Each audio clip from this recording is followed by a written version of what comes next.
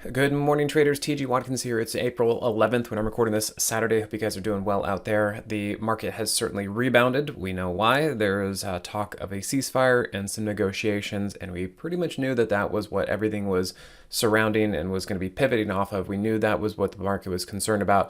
However, going into the deadline, there were some really big words being said and definitely put people on their heels. But there were some clues. It was just a matter of, what are we going to actually do? What's the president? What is the administration? What is Iran actually going to do? Are we going to come to a deal? And as it seems, until the very last minute, we did come down to a deal. I will also say that on the day of the deadline, if you looked at the close of the market, we closed on highs. So either some news came out or the market kind of figured it out or felt that we were going to pause, whatever you're going to call about that, kind of like tariff tantrum 2.0. We were going to pause and we were going to come to a negotiation, and we're going to step back from the brink. And so that is why the market jumped up the day after.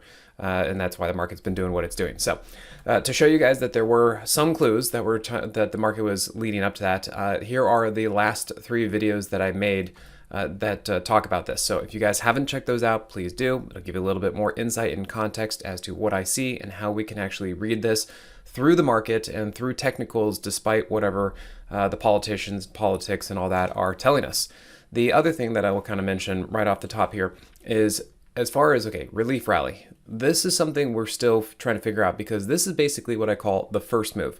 We are now waiting for the second move, which is the pullback. We have to figure out if this pullback that I think is going to come, because the market's been up for 4 days, or 3 or 4 days straight up. Now we need to see some backing and filling, or we need to see a pullback, and we need to see if that is into support or not into support. Is it a bullish pullback or is it a bearish pullback? And this is very similar to the tariff tantrums, where the market didn't just go straight up after he said pause. There were pullbacks. There were significant pullbacks. And those pullbacks were into support. They were made higher lows, and that is what told us that the low was in and the market wanted to go higher. So I'm going to dive into that today, show you some of that. And then today is all going to be about divergences. I want to show you guys that there were some divergences starting to show up throughout the market and through individual tickers, and that's telling us that some stocks are having some relative strength. Okay, so yeah, we talked about the ceasefire negotiations. That's why the market's up. We were seeing a lot of positive divergences. So like I said, we were seeing we saw that breadth was actually starting to go up despite the market going down. We were seeing individual names were doing double bottoms compared to the market making lower lows. And then we could also see that there was a capitulation last week, because we actually closed on highs on Thursday going into the 3-day weekend. So there was also the capitulation that I talked about, and that was covered in probably 2 videos ago. So then let's dive into kind of the overall market, and then I'll show you some of these divergences that I've been talking about. So let's dive into that. Okay, so we come over to the SPX. We've really had a pretty big turnaround in through here, and as we can see, we're now getting pretty high up here. Yeah, a great move. I'm happy to see that. There was also a little bit more news, I believe, about more ceasefire talk about Lebanon, and that's why we got an extra little bump up right there. And then Friday was kind of a little bit of a pullback digestion day. I do think we should look for a pullback. I'm cautiously or casually kind of thinking that maybe we can pull back to 67.20 if I were to just pick a number. I'm going to see if that happens to be where we can pull back to. But we are starting to see some negative divergences here on the 15, just kind of telling us, like, look, the market's it gapped up and it jumped up then for 3 days. Okay, now we need to do a little bit of backing and filling. So probably not a great idea to be chasing longs here. If you want, take some profits, or just be prepared that we could be getting a pullback and then kind of leave some dry powder for that to see if we actually do get a bullish pullback. Let me also show you, if we look at the tariff tantrums, just in through here, I want to first point out, there was a pullback. So if we call this the absolute low, there was a pullback, there was a pullback, there was a pullback, there was a pullback, there was a pullback. So lots of different types of pullbacks, and that's why I'm saying that in this point, we're going to be looking at this and say, we need to see a pullback. You could argue that this was a pullback, and that's where that was going into Thursday. That was Thursday going into Good Friday. I did say that that was bullish, and in those of you in the Moxie room, we were looking at that, and I said, we're looking pretty good. And now at this point, I want to see another little bit of a pullback. So again, just making sure that these pullbacks are bullish pullbacks if we are going to continue to be strong. Otherwise, if this pulls back and continues to be weak and starts to roll over, and maybe the news narrative changes again, then yes, we've got some other problems out there starting to show up. Okay, then let's take a look at the RSP. We noticed that the RSP actually started to pull back a little bit more than the SPX. This is the difference between, say, the mega caps and the S&P 493. You can see this one we really did actually pull back quite a bit. So it was the mega caps kind of holding up the market going into the weekend.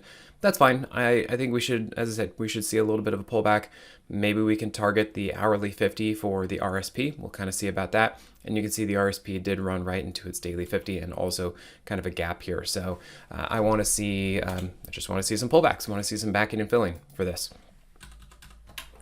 All right, looking at the NASDAQ, we also had a nice turnaround. You can see here we've had a nice capitulation, call it inverse head and shoulders, anything else like that, but you can see it definitely reversed.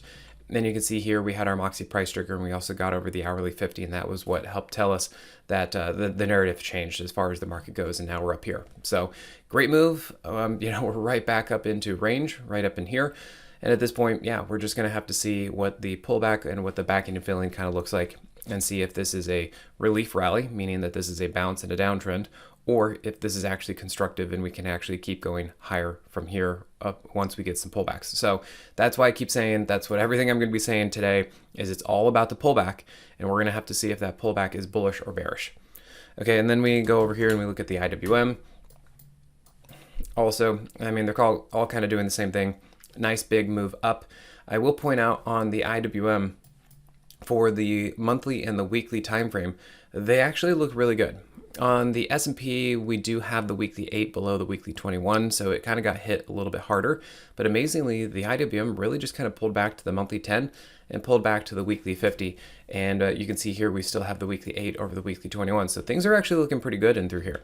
It's the SPX and the NASDAQ that are looking a little bit more questionable, mostly because we do have the Moxie price trigger here, and we do have the 8 below the 21. So this is why I'm saying that we're not quite out of the woods yet.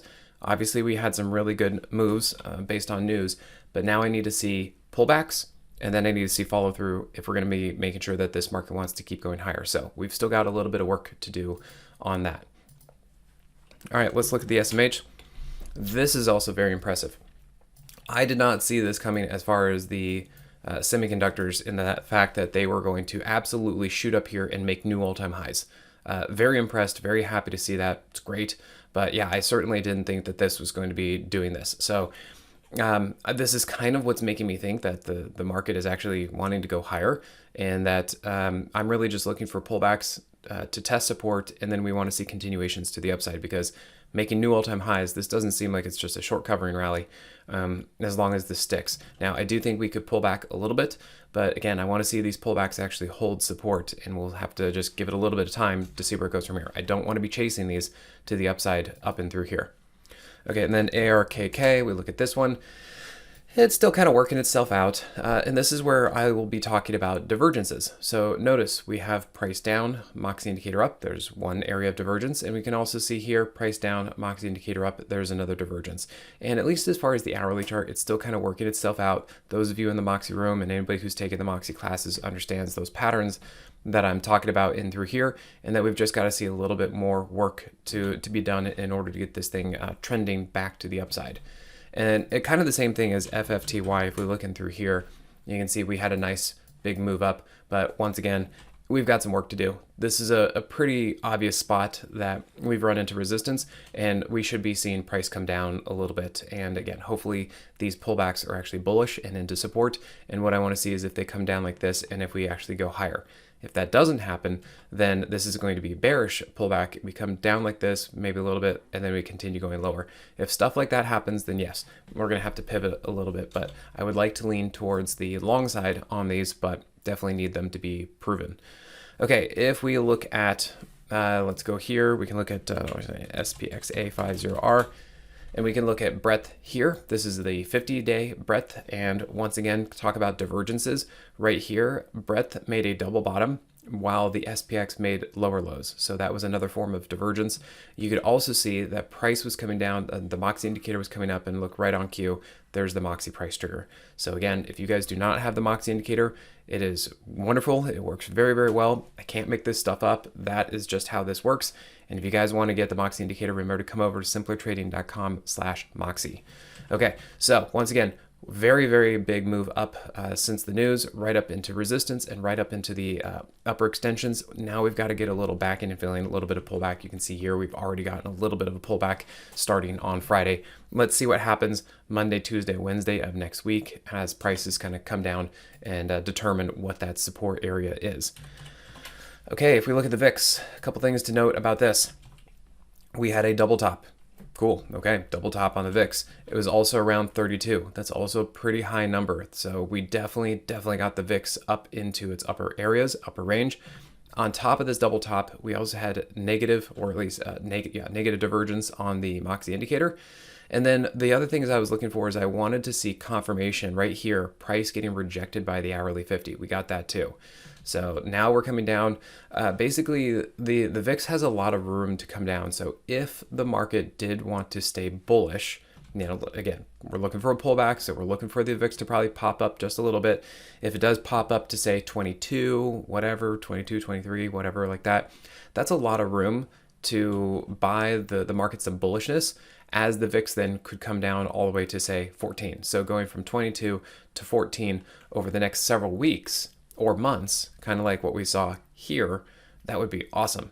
And that's another reason we could be looking at the market and say, hey, this could be fairly bullish, mostly because just a lot of bearishness was already built in. We did get a 10% correction, and a lot of this was coming down based on the Iran war conflict, military operation. And if that starts to subside, then the reason the market went down in that case could be moving away. Now, I understand there's talk about recession, there's talk about inflation, there's talk about oil being expensive and what those downstream effects are going to be. Helium got disrupted. There were a lot of things in fertilizer that got disrupted. So we are going to have to just see how that affects the economy, how it affects the stock market. And that's why I still am reserving just a little bit of room in case this is a relief rally, meaning it's a bounce at a downtrend, because if these shocks from the Iran conflict start to trickle into the economy and cause problems, then yeah, we need to be aware of that. And then if we look at the UVIX, this is something I was kind of talking to my subscribers, the Moxie traders, this week, and I was like, man, you can see here I put an X here. Now it looks like I put that X on once price there. No, I actually put that X on last week. So when price was here, I put that X right there because I figured that's where price was going to go. And my goodness, it perfectly hit it, which makes me just wish that I had put some sort of trade on here. I mean, even in here, if I just had shorted the VIX or the UVX right there, there's 26, 27% that I could have made shorting the UVX. It would have been a pretty sweet trade. Sometimes I just wish that I would take some of these ideas that I have because, well, my one worked out pretty well. But yeah, right there is where I thought the price was going to go and absolutely nailed it. Now we just want to see if we can actually get a bounce in the UVIX and then have it come back down a little bit further. Okay, now let's talk about some of these divergences. Okay, so what we have in here, I have a new screen, and what it is we have the daily chart, daily chart, daily chart, but we have three different tickers. So on the left right now, we have the SPX. On the middle, we have Microsoft, and on the right, we have the IGV. So what I want to show you guys is some of the divergences that have been showing up in through here. And what we can see is first in through here on IGV, if we really kind of zoom in through here, this is the kind of thing that right here is what I want to show you, is that the software stocks have continued to get really pummeled, especially last week. You can see right here that IGV is actually making lower lows. So from this point to this point right here, lower lows. But Microsoft is actually making higher lows. So this is good. This is showing that for now, Microsoft is actually starting to pull away or separate from the software industry or software ETF. and as actually holding up fairly well. So I'm in Microsoft. I know it's still getting kind of beat up a little bit from the whole AI software situation, SaaS apocalypse and all that kind of stuff. But I do think that Microsoft is starting to catch some footing, and so I think Microsoft could actually start to move back up again. I do think it's one of the mags. Yes, it got beat up a little bit more, but I don't think it's going to be dead and gone. And so I think that there's a pretty good case for Microsoft starting to move back up. I am also starting to see some positive divergence here with Microsoft as well. Okay, then let's look at Amazon, and we'll compare that to the mags. And we kind of zoom in through here and in through here. Now, this is where I want to show you right about here, the couple interesting things. Now, I know Microsoft went down initially on earnings, which if you look at this, maybe you look at this and say, okay, there is Amazon double bottom compared to, say, right here, where the whole market made lower lows. And that is something we can pay attention to. Now, maybe as I said, you can point out, well, it dropped earlier than the S&P did in the first place. Yeah, okay, so we got that. But if you look at the mags, which is the Mag 7, you can see that Amazon made a double bottom compared to the mags, which also made lower lows. So this was another thing that was starting to show us that there was some relative strength starting to show up in Amazon. Now, of course, everything did pop. You can see, the SPX popped, the mags popped, but look at Amazon. Popped quite a bit and actually got right back up to where it was. Really, really nice big move. And I think it was mostly because of this double bottom versus lower low showing relative strength in through here. We can also then look at, let's look at crypto. I just want to show you, we can look at Ethereum, and we can show you GBTC or IBIT for Bitcoin coming in through here. And we can do this versus the SPX. So let's kind of do this point right here. This is one we can look at. So you can see that generally speaking, Ethereum was really making higher lows compared to the entire meltdown that the SPX made. And you can see here, same thing, that Bitcoin also made higher lows. Now, I think maybe Ethereum made higher lows, but Bitcoin was right there too. You could maybe make the argument that there was kind of a double bottom situation as well for Bitcoin. And so now you can also see it's coming back up. Now, of course, I've been talking about this to the Moxie traders. It's I know some people out there are kind of saying, like, trying to champion crypto right now and say, like, look, crypto was actually going up while the market was going down.